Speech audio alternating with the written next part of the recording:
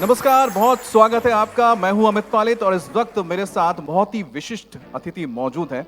मेरे साथ हैं सुप्रीम कोर्ट के फॉर्मर जज जस्टिस इंदु मल्होत्रा और साथ ही जस्टिस हिमा कोहली। जस्टिस कोहली और जस्टिस इंदु मल्होत्रा के अगर बारे में कहूं तो जस्टिस मल्होत्रा बार से सीधा सुप्रीम कोर्ट में पहुंचने वाली पहली सुप्रीम कोर्ट की महिला जज रही हैं और justice Kohli Telangana high court की पहली महिला चीफ जस्टिस रही हैं। तो दोनों ने जो कीर्तिमान स्थापित किया है, तालियों के साथ स्वागत कीजिएगा। ये बहुत बड़ा अचीवमेंट है, मिसाल है उन महिलाओं के लिए जो जुडिशरी सिस्टम में या जुडिशरी के फील्ड में अपनी पहचान बनाने जा रहे हैं। अब 1950 में सुप्रीम कोर्ट की स्थापना हुई थी। उसके बाद से देखा जाए तो महज 11 सुप्रीम कोर्ट में महिला जज बनी हैं, यानी कि कुल जितनी भी नियुक्तियां हुई हैं उसके सिर्फ 4% हैं। उन 4% में से दो जो शख्सियत हैं इस वक्त हमारे साथ मौजूद है, जो हमारा बहुत बड़ा कह सकते हैं कि सौभाग्य है। मैम, 75 साल का वक्त गुजर चुका है, लेकिन 75 साल में क्या वाकई में आज जो महिलाएं हैं वो इतनी स्वच्छंद होकर या बहुत ही बिना किसी झिझक के न्याय के लिए न्याय के द्वार में पहुंच सकती हैं? जस्टिस मल्होत्रा, आपसे शुरुआत करते हैं। तो 75 इयर्स में से लास्ट 20 इयर्स में बहुत ज़्यादा चेंज आया है, सिग्निफिकेंट चेंजेस आए हैं। नई लेजिस्लेशंस आई हैं, domestic violence act, POSH act, POCSO, various acts का have been enacted by the legislature. Judiciary का भी इंटायर पर्सपेक्टिव बदल गया है।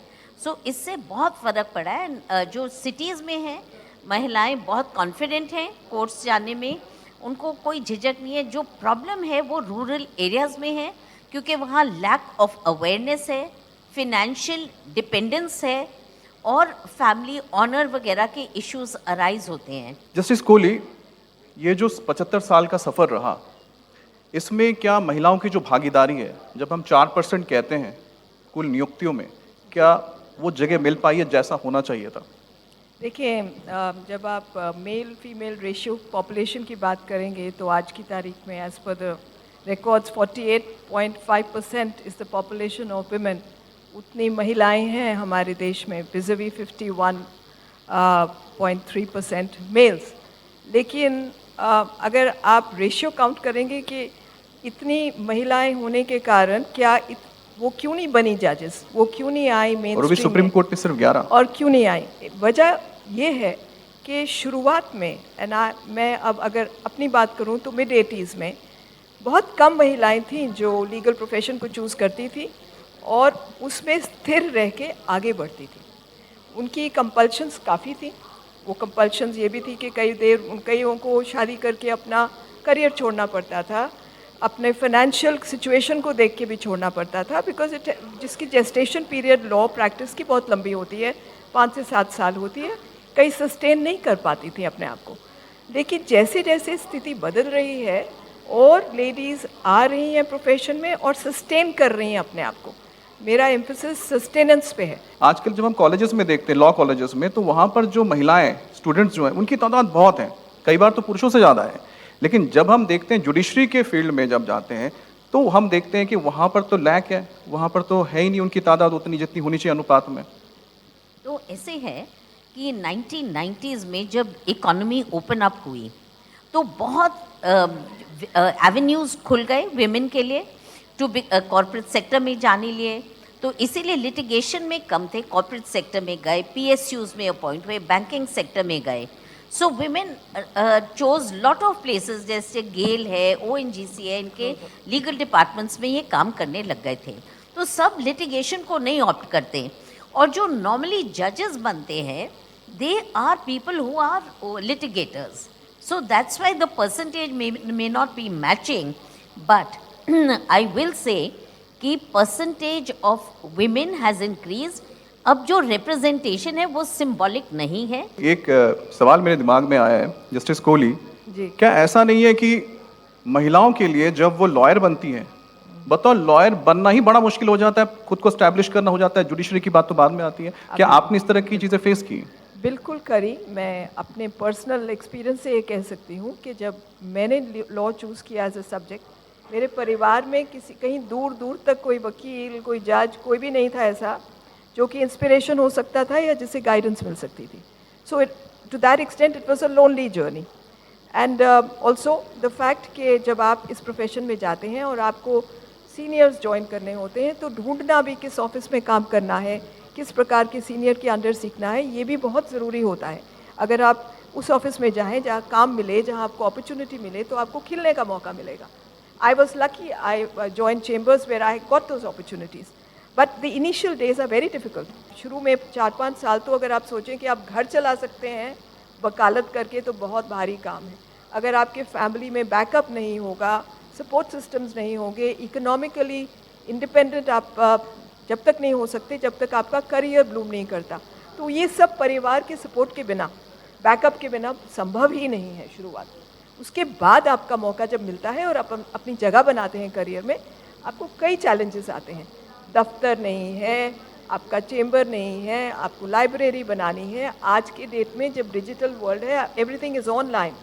When we started our careers, library was a big thing. There was a lot of investment होती थी उसमें कि आप कुछ फीस आई तो अब कौन सी किताब खरीदेंगे जो काम आएगी, जो आगे यूज़ होगी. ये सब चैलेंजेस थे. 2000 साल में जब फास्ट ट्रैक कोर्ट की शुरुआत हुई थी और 2023 के तक जो आंकड़े आते हैं कि कितना पेंडिंग केस पड़ा हुआ है, महिलाओं के खिलाफ जो अपराध हुए हैं वो करीब 4 लाख, 4.5 लाख से ज़्यादा हैं. क्या जुडिशियल सिस्टम में रिफॉर्म की कोई ज़रूरत है ताकि ये जो जस्टिस की बात हम कहते हैं कि जस्टिस डिले जस्टिस डिनाई, यानी कि देर भी ना हो अंधेर भी ना हो? तो ऐसे है 2024 तक 747 ये कोर्ट्स इस्टेब्लिश हुई, फास्ट ट्रैक कोर्ट्स 30 सारे स्टेट्स में और यूनियन टेरिटरीज में. And they have started fast tracking these cases. So there is a lot of hope. और ये ना कंटिन्यूस प्रोसेस है कि you keep finding ways and methods of expediting matters. If I can add, आप जब crime की बात करेंगे तो आप इस बात का भी ध्यान रखें, there are she teams now that are constituted. ये जो शी टीम्स हैं, उस शी टीम्स को मैंने तेलंगाना में करीब से देखा था. 2018 में वो शुरुआत हुई थी उन शी टीम्स की, जो हर सेवरल पुलिस स्टेशंस में अवेलेबल हैं. और आज की डेट में शुरुआत 100 से हुई थी 2018 में, आज 330 से ऊपर है. और ये अकेला तेलंगाना नहीं है, गुजरात में भी है शी टीम्स, कर्नाटका में भी है. They encourage women. जब वो देखती हैं कि विमेन पुलिस ऑफिसर्स हैं थाने में, तो women feel comfortable and coming and making a complaint. Justice Malhotra, आपका एक बहुत महत्वपूर्ण केस था सबरीमला का, काफ़ी लंबा चला, बहुत उसके बारे में लिखा गया. 5 जजों की बेंच थी और आप एकमात्र जज थी जिनकी राय बाकी 4 जजों से अलग थी. उन 4 जजों की राय ये थी कि महिलाएं सबरीमला में प्रवेश कर सकती हैं, आपने कहा था कि प्रवेश नहीं कर सकती हैं. उस केस के बारे में थोड़ा बताइएगा और आपने जो राय दिया था. तो शबरीमाला जजमेंट ऐसी है, उसमें 3 इश्यूज थे. जो पहला इशू मैंने उठाया था कि ये मैटर्स जो रिलीजियस मैटर्स हैं, matters of faith and religion, you can not bring it to the court through a PIL. क्योंकि जब PIL फाइल होती है, आपको पता नहीं उसके पीछे कौन है. So public interest petitions is not the mode which should be exercised, and particularly in the Supreme Court, क्योंकि इसमें बहुत सारे इश्यूज होते हैं. Secondly, matters of religion are matters of faith. So the जजेस are not theologists to say this is correct in this religion and that is wrong in that. अगर वो इस सिचुएशन में करने लग जाएं, इसमें बहुत डेंजरस प्रेसिडेंट हो जाता है, क्योंकि फिर आप हर एक रिलीजन में क्या करेक्शंस करेंगे. ये चीज़ें ऑटोमेटिकली वो कम्युनिटी से आनी चाहिए. थर्ड पॉइंट इज़ कि जब इस जो मंदिर है, इसमें लॉर्ड अयप्पा को वो नैष्ठिक ब्रह्मचारी के रूप में प्रे करते हैं. और ये इसकी जो शुरुआत है ये मंदिर की, किसी को पता ही नहीं. वो कह रहे हैं कि इसकी शुरुआत घोरी एंटिक्विटी में छुपी हुई है, किसी को पता ही नहीं है कि ये कब से है. और इतनी मानता है सदर्न स्टेट्स में, और उस कम्युनिटी से किसी ने इशू नहीं उठाया. वो उसको बहुत रिस्पेक्टफुली बिलीव करते हैं. तो हमें रिलीजियस प्रैक्टिसेस के साथ इंटरफेयर नहीं करना चाहिए, ये मेरी राय थी. तो और उस कम्युनिटी से कोई भी नहीं कोर्ट के सामने आया. जिन्होंने ये PIL फाइल की थी वो कभी हमारे सामने आए नहीं. तो हमें पता नहीं वो कौन गोस्ट था इनके पीछे जिसने ये फाइल कराई है. मतलब एक बात तो साफ है कि कोर्ट के सामने सब समान है, महिला पुरुष जात पात कुछ मायने नहीं रखता है, सिर्फ और सिर्फ कानून और जो सत्य है। जस्टिस कोहली, आपका भी मुझे केस याद आता है। जी। उसमें गोवा का केस था, अगर मैं गलत नहीं हूँ, और उसमें एक शख्स को सेक्सुअल हैरेसमेंट का केस था, जिसमें आपने हाई कोर्ट का जो जजमेंट था उसे बदला था। उसके बारे में थोड़ा बताइए, क्योंकि उसको लेकर भी काफ़ी लिखा गया। स्ट्रिक्टली स्पीकिंग वो सर्विस मैटर था, इन द सेंस कि जो पटिशनर सुप्रीम कोर्ट में आए थे उन्होंने चैलेंज किया था हाई कोर्ट का ऑर्डर, जिसके हिसाब से जो उनके खिलाफ सेक्सुअल हैरेसमेंट की इंक्वायरी हुई थी और उसके बेसिस पर उनको सर्विस से हटाया गया था in relation to a student of the university. उसको उन्होंने चैलेंज किया था कि उनके हिसाब से वो जजमेंट गलत थी। पार्टीज़ को सुनकर हमें लगा कि पटिशनर ने जो कहा वो ठीक था, क्योंकि प्रिंसिपल्स ऑफ नेचुरल जस्टिस जिसे हम कहते हैं कि उनको मौका देना, अपना मुद्दा आगे रखना, अपना डिफेंस प्रॉपरली प्रेजेंट करना और दूसरी पार्टी को एग्जामिन करना, वो सब उसमें मिसिंग था। तो हमने ये तो as a division bench, we were 2 जजेस, judgment was authored by me, but you know that it is never single, it is in Supreme Court always not less than 2। तो हमने, मैं और ब्रदर जज ने दोनों ने डिसाइड किया कि ये केस रिमांड होना चाहिए, उस प्रोफेसर को मौका देना चाहिए कि वो अपना केस आगे रखे। उसी दौरान जब हम ये केस डिसाइड कर रहे थे, काफ़ी स्पोर्ट्स वुमेन सड़क पे उतरी थी कहने को कि सेक्सुअल हैरेसमेंट हुई है उनका क्लेम था, और उनको सुनने के लिए कोई इंटरनल कंप्लेंट्स कमेटी नहीं थी। और ये मुद्दा हमने जब सोचा उसके बारे में, मुझे लगा, क्योंकि वो जजमेंट मैंने ऑथर की थी, इसलिए आप ये सवाल जो आप पूछ रहे हैं मेरे दिमाग में ये था, और मेरे ब्रदर जज भी एग्री करे मेरे साथ, जस्टिस बोपन्ना, कि कोई ऐसा मौका नहीं, कोई जगह नहीं है जहाँ वुमेन ये बता पाए कि उसकी इंटरनल कंप्लेंट्स कमेटी क्यों नहीं बनी तो कब बनी। लेट अस नॉट फॉरगेट कि ये एक्ट 2012 का था, जजमेंट हमारी आई थी 2023-24 में। उस दौरान इतने 10 साल के अरसे में कई ऐसी जगहें हैं प्राइवेट पब्लिक सेक्टर में जहां sexual harassment internal complaints committee constitute ही नहीं हुई, जहां पता ही नहीं किसी औरत को कि मैंने कहाँ जाना है अगर कंप्लेंट हुई, मैं क्या करूँगी अगर कंप्लेंट हुई।